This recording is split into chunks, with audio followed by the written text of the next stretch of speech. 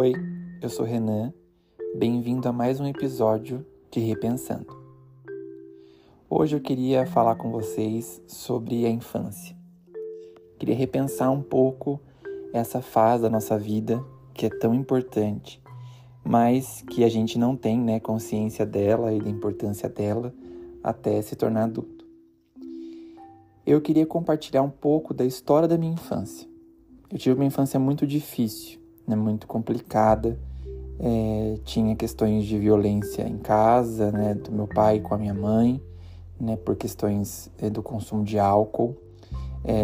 Passei uma infância bem restrita, então por conta de problemas mesmo de estrutura familiar, de orçamento, eu sempre vivi ali com o mínimo, então sempre, vamos dizer, ganhava roupa, brinquedo, e uma vez ou outra ali no ano eu tinha acesso às outras coisas.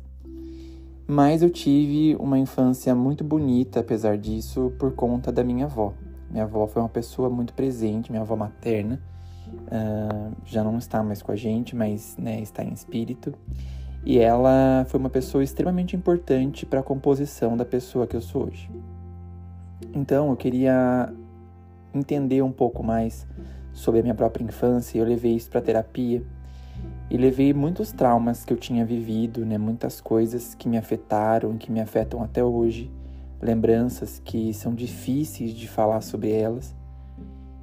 E eu recebi uma reflexão da terapeuta que foi muito importante.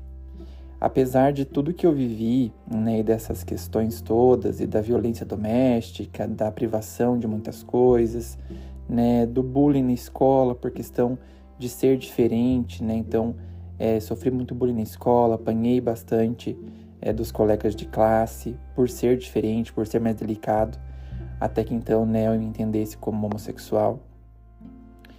Mas, apesar de tudo isso que eu passei, e que foram coisas difíceis para mim, e que eu sei que é difícil para muita gente que passa pelas mesmas coisas, isso me construiu de uma maneira muito forte e resiliente. Isso fez eu me tornar a pessoa que eu sou hoje. Então, apesar de eu ter tido que assumir a casa muito cedo, de eu ter que me responsabilizar por questões que seriam dos meus pais e não minha, logo com meus 12, 13, 14 anos, logo na minha adolescência ali, estava saindo da idade infantil, indo para a adolescência, eu tive que assumir papéis, que não eram meus, que eram uma responsabilidade muito grande. E isso me tornou maduro antes do tempo.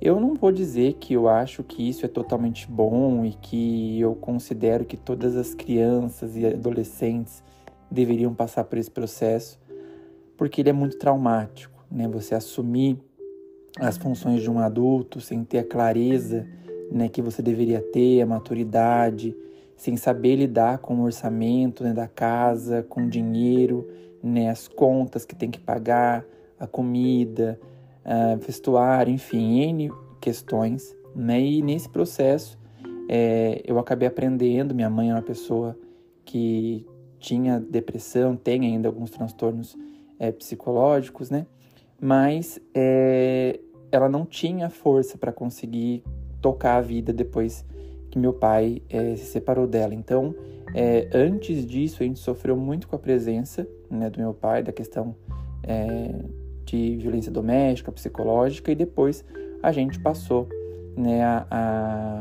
a viver apenas eu e ela, e aí a gente passou a ter outros tipos de situação, e eu passei a vivenciar outros tipos de trauma e outros tipos de violência, não por parte dela comigo, mas por parte da situação toda que eu vivia.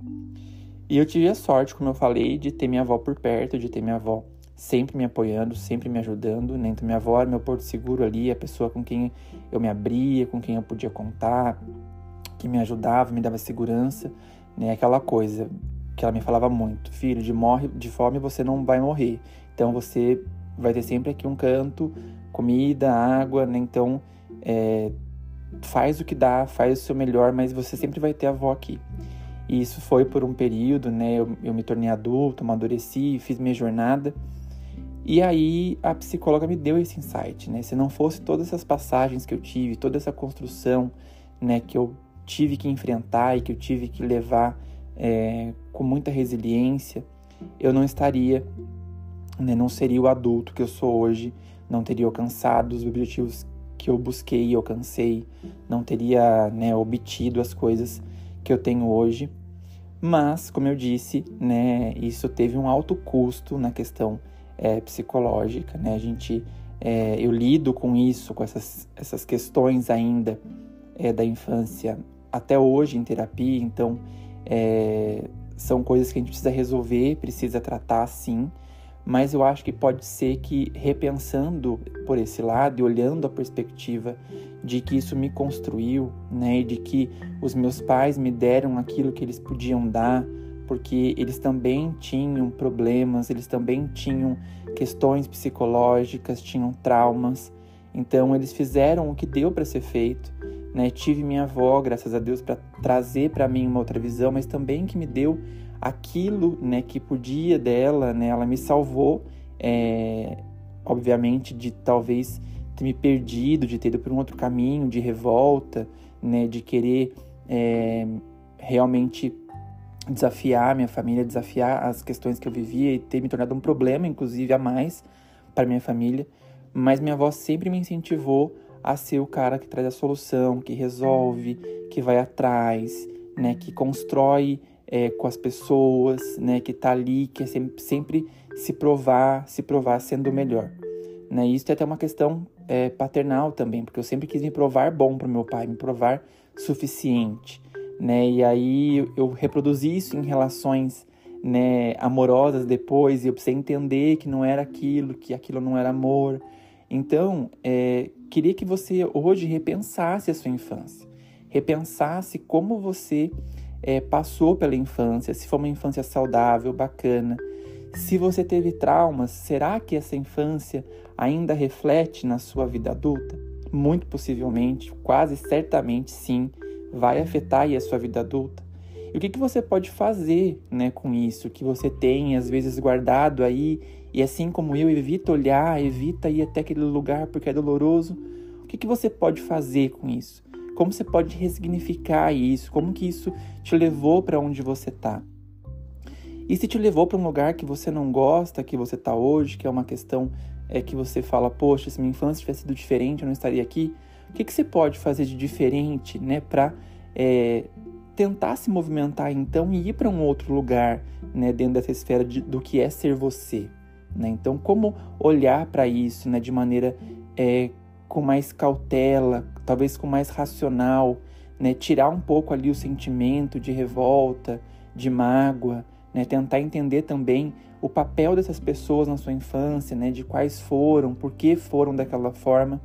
Logicamente que nem tudo vai ser explicado, né, da maneira mais positiva, né? A gente pode então até ter situações que realmente só foi trauma, só foi mágoa, e a gente vai precisar passar por aquilo e liberar, né, o perdão que seja, ou aprender a lidar com aquela sensação.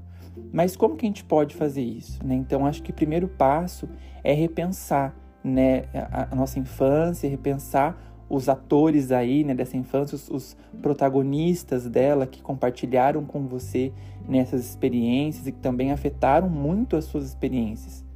E lógico, muito importante, como eu sempre falo, né, na maioria dos nossos episódios, procure a ajuda de um terapeuta, de um psicólogo, né, e se necessário ele vai te encaminhar também para um psiquiatra, porque nem sempre a gente vai conseguir lidar com aqueles sentimentos de uma vez, né, ou apenas com terapia. Às vezes a gente precisa ter sim questões de medicação, né, mas tenta olhar para isso de uma maneira positiva, ou ao menos olhar para isso e tentar fazer algo, mas obviamente, reforço, procure a ajuda de um psicólogo, porque esses processos da infância, eles são complexos, eles são difíceis, eles reverberam na nossa vida toda.